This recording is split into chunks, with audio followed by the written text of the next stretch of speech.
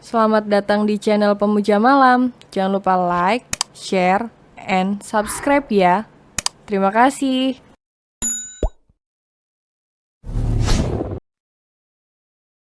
Chapter 11. Apa kau takut jatuh cinta padaku? Amora menoleh ke arah Cinderella, yang masih bersembunyi di balik punggung suaminya. Cinderella sedang meledeknya, bahkan menyunggingkan bibir dan berkata tanpa suara, "Matilah kau, Cinderella, Cinderella, Cinderella. Seharusnya aku tahu kau dalang dari semua ini," gumam Amora dalam hati mengepalkan kedua tangannya. "Ini, Pak." Bisumi memberikan dompet milik majikan perempuannya. Ayah Haris mengambil dompet itu dan melihat isinya yang masih komplit, lalu mengambil semua kartu yang dia berikan pada istrinya. "Untuk kedepannya, kau tidak akan memegang kartu atau keuangan rumah.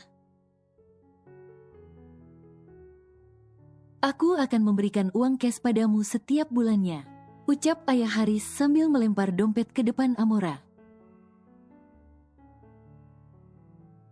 Lalu pergi ke ruang kerjanya, sedangkan Cinderella tersenyum puas.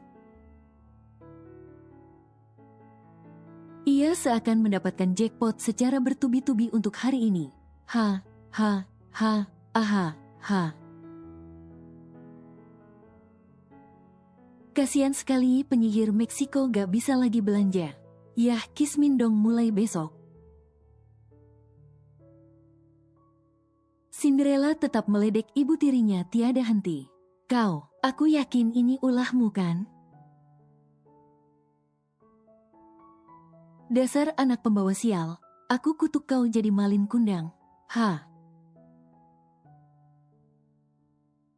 Cinderella pura-pura terkejut. "Atut, coba aja kalau bisa. Sebelum penyihir sepertimu mengutuk aku jadi malin kundang, aku kutuk terlebih dahulu kau dan putrimu jadi barang antik. Agar aku bisa jual kamu dan anakmu ke pasar loak, hahaha." Cinderella berlari sambil tertawa puas. "Cinderella, Cinderella," teriak Amora menggema.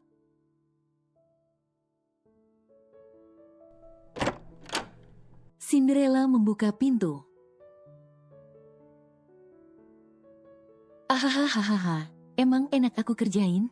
ucap Cinderella sambil menutup pintu. Dan berhenti tertawa ketika netra matanya melihat Agam yang sedang tertidur. Dia tidur. Cinderella melangkah menghampiri Agam dan membuka bantal yang menutupi wajah tampannya. Cinderella terdiam memandangi wajah Agam dengan lekat dan dalam. Netra mata bulat dengan bulu lentik milik Agam membuat Cinderella enggan untuk mengalihkan pandangannya. Cinderella dengan perlahan duduk di sebelah Agam. Jari telunjuknya mengusap kening turun ke hidung mancung dan berhenti di bibir tanpa dikomando.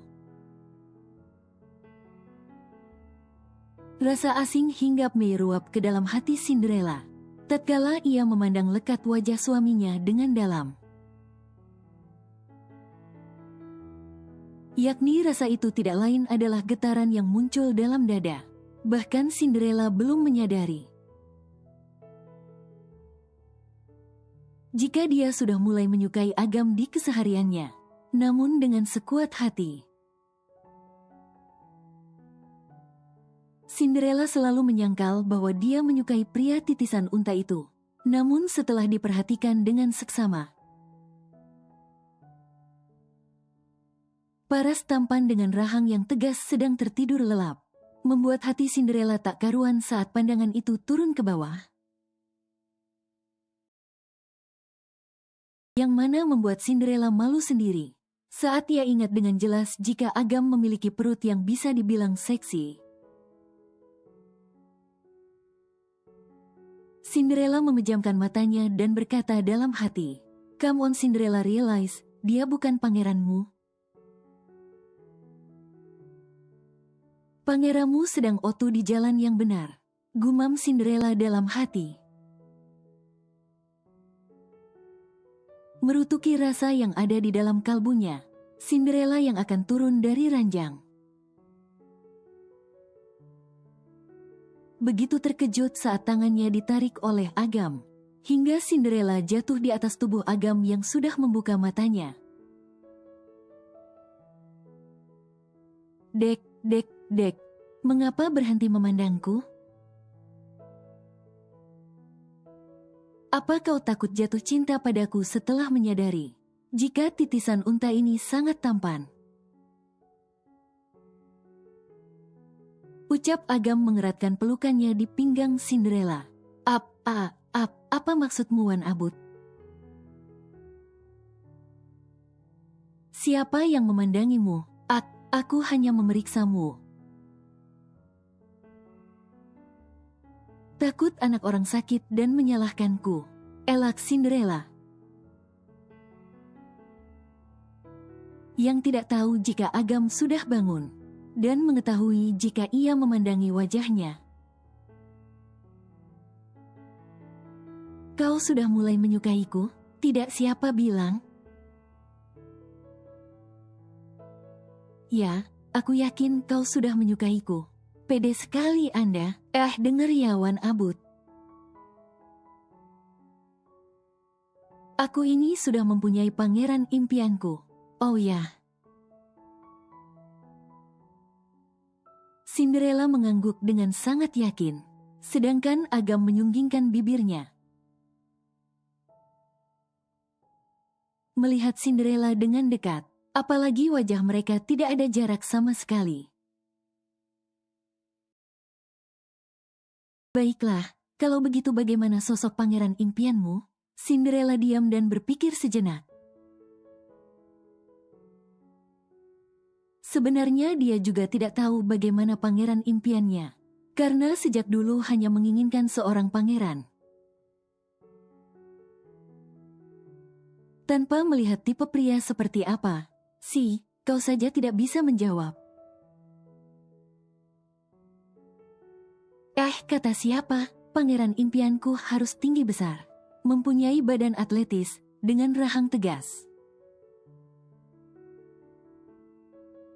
Yang jelas harus tampan dan kaya raya, tutur Cinderella yang mana membuat Agam tertawa kencang. Hahaha.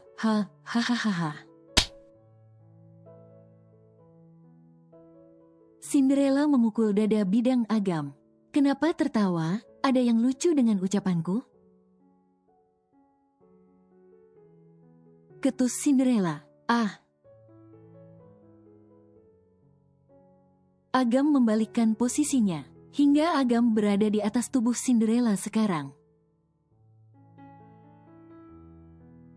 Apa kau tidak berkaca? Yang kau sebut itu semua ada pada diriku Cinderella. Ucap Agam membuat Cinderella langsung diam. Masa sih? Tapi kau itu tidak kaya?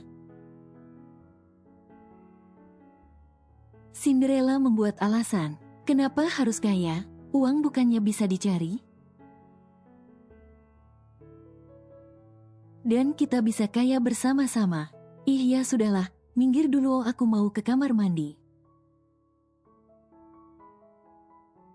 Cinderella mendorong tubuh Agam yang berada di atasnya. Namun Agam tidak bergeming.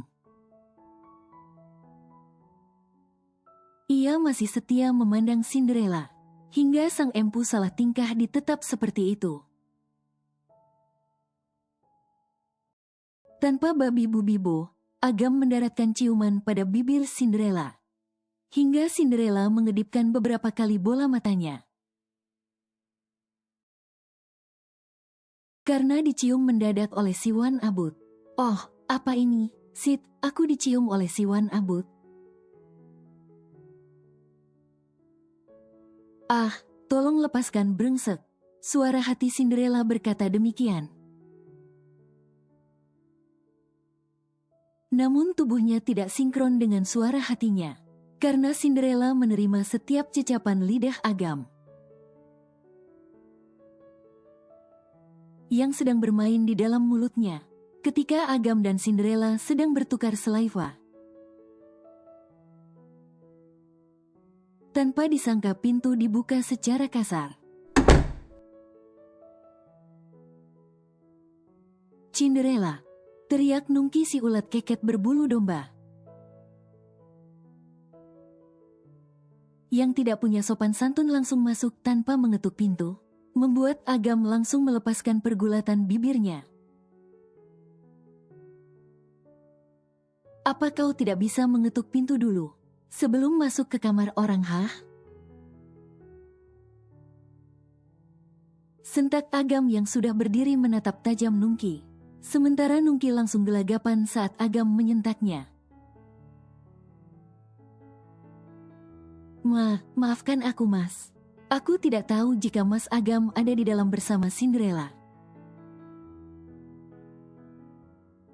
Jangan panggil aku Mas, sangat menjijikkan, ujar Agam melangkah ke kamar mandi.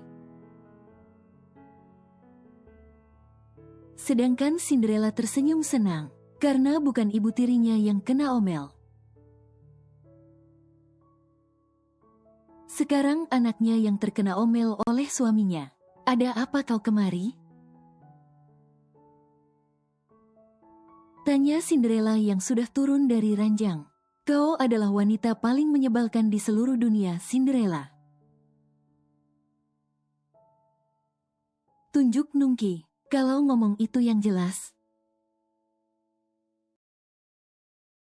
Kamu kan yang sudah membuat ibu terkena hukuman oleh ayah. Cinderella melipat kedua tangannya di dada lalu tersenyum. Kalaupun iya, kenapa? Nggak suka ya ibunya dapat hukuman. Cinderella, kau akan menyesal telah membuat ibuku terkena hukum. Kau akan apa? Dengar Nungki. Sebelum kamu memberikan pelajaran padaku, aku yang akan terlebih dahulu memberikan pelajaran padamu. Ucap Cinderella berdiri di depan Nungki. Kau terlalu percaya diri, Cinderella. Oh ya, lihat ini.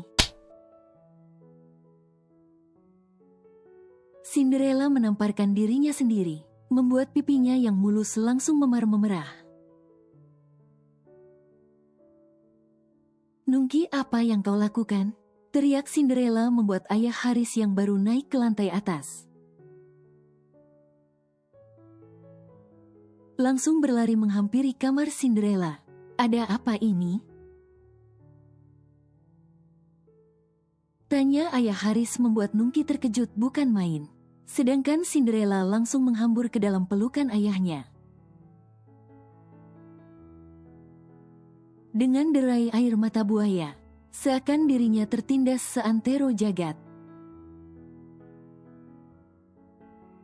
Hiskek ayah, Nungki menamparkan ku ayah. Aduh, Cinderella membuat ayah Haris menoleh pada Nungki. Tidak ayah, Cinderella bohong. Aku tidak menamparnya. Nungki menggelengkan kepalanya dengan panik. Ayah, lihat pipiku ayah, pipiku perih. Cinderella menunjukkan pipinya yang memar. Dengan bola mata menahan air mata. Membuat siapa saja yang melihat itu merasa kasihan. Ayah Haris memegangi pipi anaknya. Dan menatap Nungki dengan tajam. Ada apa dengan kalian hari ini? Nggak anak nggak ibu, kenapa membuat ulah hari ini? Amora, teriak ayah Haris memanggil istrinya. membuat Amora berlari dari lantai bawah ke atas dengan terburu-buru. Ada apa, Mas? Lihatlah kelakuan putrimu menamparkan Cinderella. Mas, tidak mungkin Nungki menamparkan Cinderella. Kalau tidak ada yang memulainya. Jadi maksud kamu anakku yang membuat masalah terlebih dahulu? Iya. Enggak, bukan gitu Mas, tapi apa? Kau harus lihat dulu di mana kita berada, Amora. Ini kamar Cinderella, dan untuk apa Nungki berada di sini? Kedua benalu itu tidak bisa menjawab. Membuat Cinderella tertawa jahat dalam hatinya. 5 hari sudah berlalu. Sejak kejadian Gano memergoki istrinya selingkuh, kini Gano mulai bersikap dingin pada siapapun.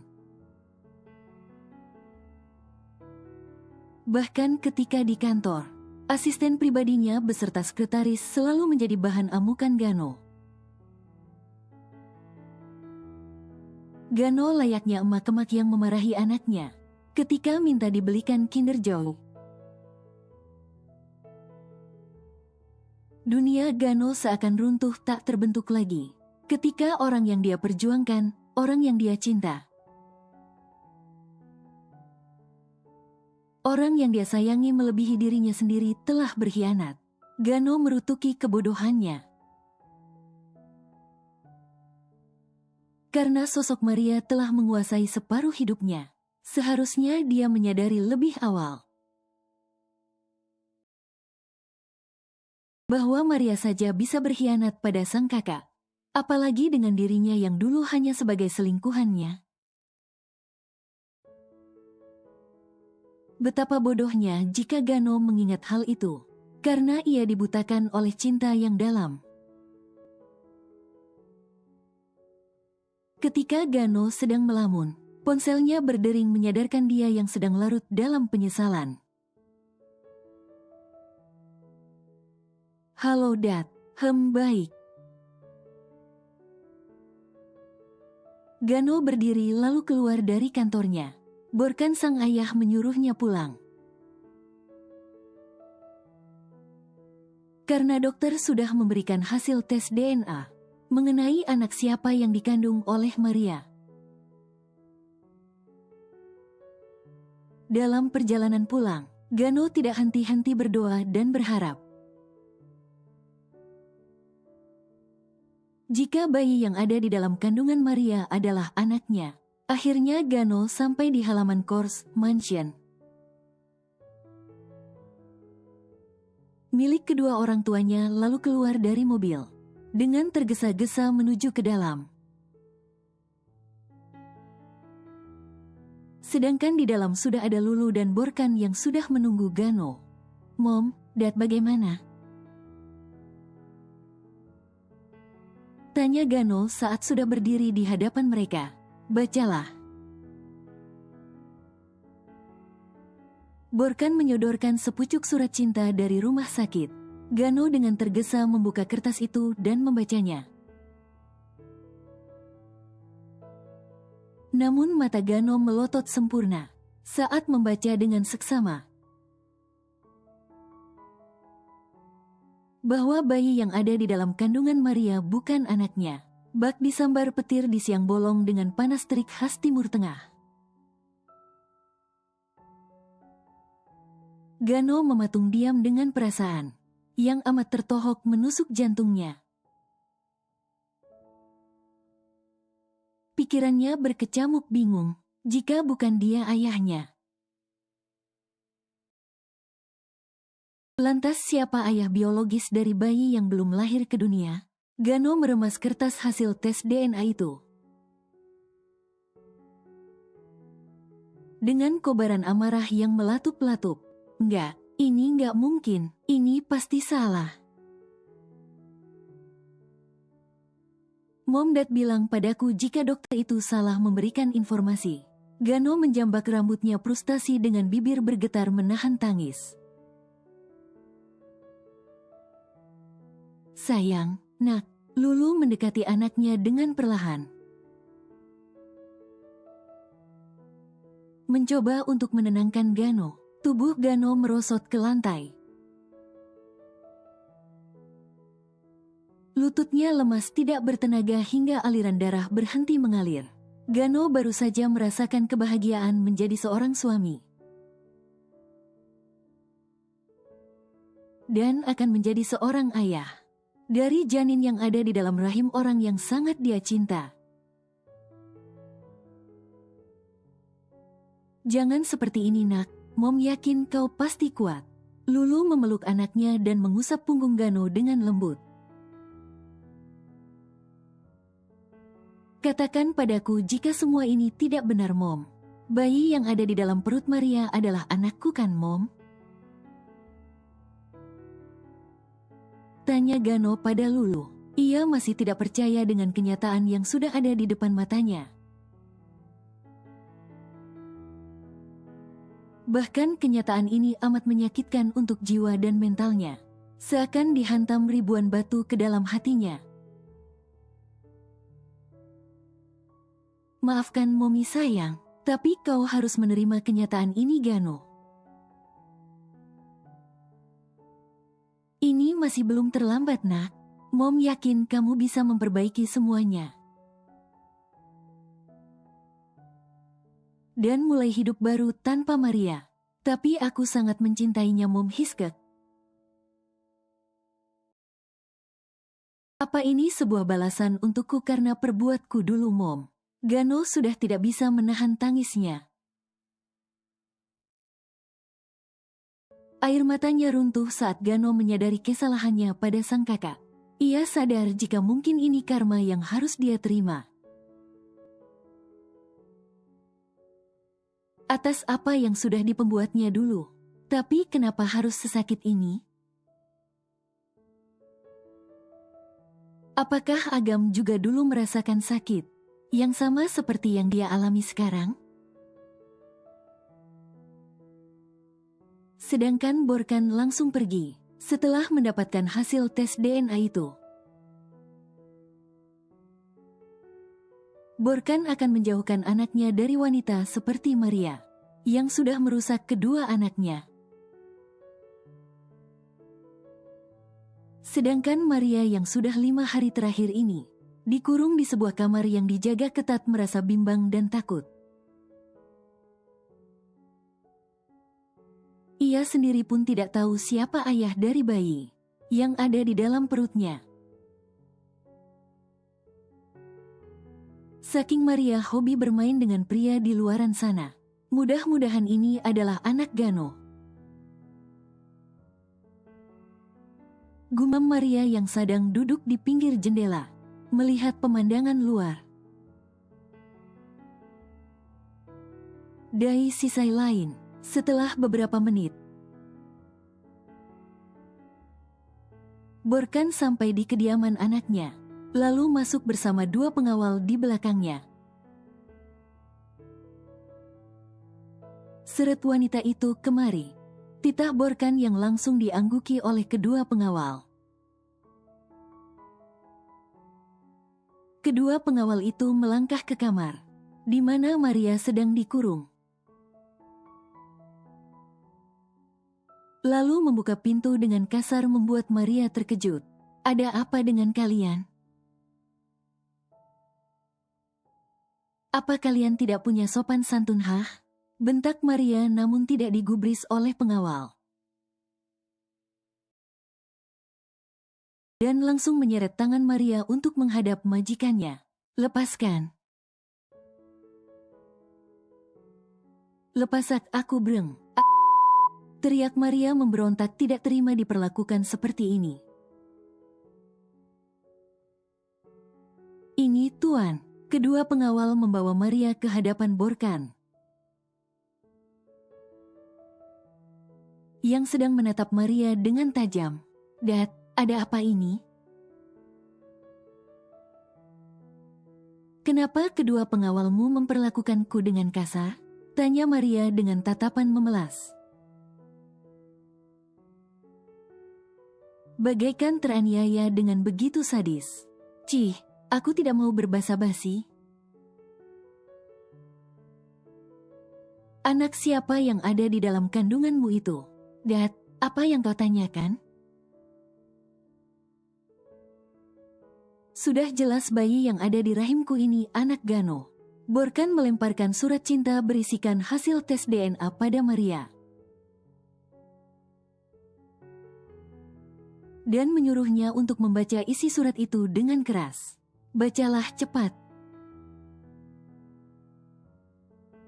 Maria membuka kertas itu dan membacanya dengan keras. Namun Maria berhenti membacakan hasil itu. Ketika 99% Gano bukanlah ayah biologis dari janin yang sedang dikandung olehnya. Maria sama soknya dengan Gano. Ia tidak menyangka jika bayi yang ada di dalam perutnya bukan darah daging Gano. Sedangkan Borkan terkekeh melihat menantunya yang diam seperti patung. Si, bayi itu bukan darah daging anakku. Jadi pergilah dari sini dengan baik-baik. Sebelum saya berperilaku kasar terhadapmu Maria. Aku tidak mau, Dat. Ini anak Gano dan aku tidak akan pernah pergi kemanapun. Terkecuali Gano sendiri yang menyuruhku pergi, Dat tidak ada berhak untuk mengusirku. Cek ini masih rumah saya. Dan tentu saja berhak untuk mengusir perempuan yang tidak mempunyai moral sepertimu. Borkan menatap kedua pengawalnya yang langsung peka terhadap kode dari bosnya. Mereka pun naik ke lantai atas untuk mengeluarkan semua barang miliknya Maria dan mendepaknya jauh dari kehidupan keluarganya.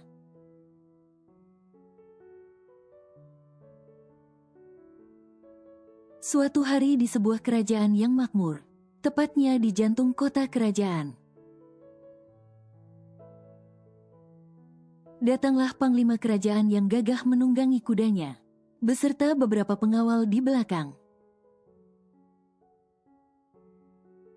Sang panglima kerajaan itu turun dari kudanya, lalu membacakan surat utusan dari kerajaan untuk rakyat. Pengumuman, teriak panglima kerajaan di tengah kerumunan para rakyat yang sedang berlalu lalang membuat semua orang berhenti, lalu menoleh padanya sambil berbisik-bisik. Ada apa gerangan sampai-sampai panglima kerajaan turun tangan untuk menyampaikan pengumuman? Bisik salah satu warga desa. Tidak tahu. Iya, ada apa ya? Pangeran Axel mengadakan pesta dansa di istana. Semua gadis yang masih lajang diundang untuk hadir, karena pangeran akan memilih salah satu dari kalian untuk menjadi ratu. Teriak panglima istana menyampaikan isi surat yang dia pegang, membuat semua orang berteriak gembira. Menyambut pesta dansa yang akan digelar nanti malam, termasuk gadis cantik yang duduk ngangkang di meja. Sambil memakan apel langsung sumringah saat mendengar pengumuman itu. Ia langsung bergegas pulang ke rumah untuk berdandan menghadiri pesta dansa di istana. Siapa gadis itu? Siapa lagi kalau bukan Cinderella? Yang duduknya barbar melebihi si Gokong. Tak hanya Cinderella yang senang mendapatkan kabar itu. Si ulat keket berbulu domba alias Nungki bergegas pulang, memberitahu ibunya untuk mempersiapkan semuanya. Ia harus tampil sempurna karena Nungki selalu bermimpi bahwa dia akan menjadi ratu di istana. Jangan khawatir sayang, kau anak mama yang paling cantik. Dan kau pasti akan menjadi ratu di istana.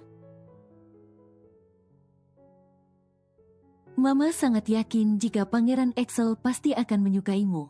Ucap mama penyihir Meksiko dengan bangga. Ketika Nungki mengabari perihal pesta dansa di istana. Kalau begitu ayo kita belanja gaun yang bagus mah. Ya sudah, ayo. Amora dan Nungki keluar dari rumah.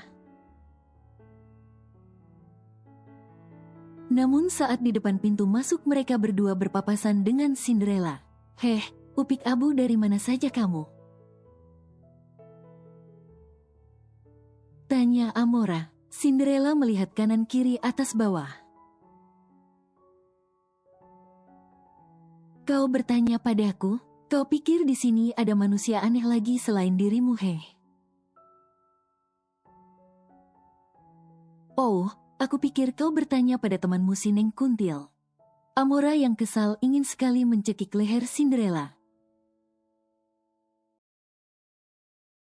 Karena berbicara dengan Cinderella, sungguh membuatnya naik darah sampai ke ubun-ubun. Berbicara denganmu membuat aku bisa gila. Ayo sayang pergi dari sini. Amora menarik tangan anaknya untuk pergi. Sedangkan Cinderella menggigitkan bahunya, lalu melangkah ke dalam rumah. Malam hari, Nungki. Teriak Cinderella menggema. Cinderella menghampiri Nungki yang sudah siap dengan gaun pestanya. Apa sih? Kenapa teriak-teriak? Cinderella melempar gaunnya tepat di muka Nungki. Membuat si ulat keket terkejut. Lo itu apa-apa sih? Lo yang apa-apaan? Lo kan yang rusak gaun gue. Yang akan dipakai ke pesta dansa. Nungki tertawa. Ups, sengaja. Cinderella yang mendengar itu langsung mengeluarkan tanduknya, sambil berkacak pinggang. Cinderella dengan brutal menjambak Nungki, dan merobek gaun yang dipakai oleh saudara tirinya. Ah, Cinderella sakit, dasar gadis gila. Sakit Cinderella, Cinderella. Cinderella, Cinderella. Teriak Agam saat rambutnya dijambak secara mendadak oleh Cinderella yang tengah tertidur pulas di sampingnya. Cinderella yang masih berada di alam mimpi langsung membuka kelopak matanya dan terkejut. Saat tangannya menjambak rambut Agam, bukankah tadi dia menjambak Nungki? Karena telah merusak gaun pesta dansanya, ada apa? Kau sedang bermimpi apa? Hingga aku yang tidak berdosa ini kau jambak. Agam menepis tangan Cinderella. Cinderella diam lalu mengucek matanya. Wan abut kau di sini?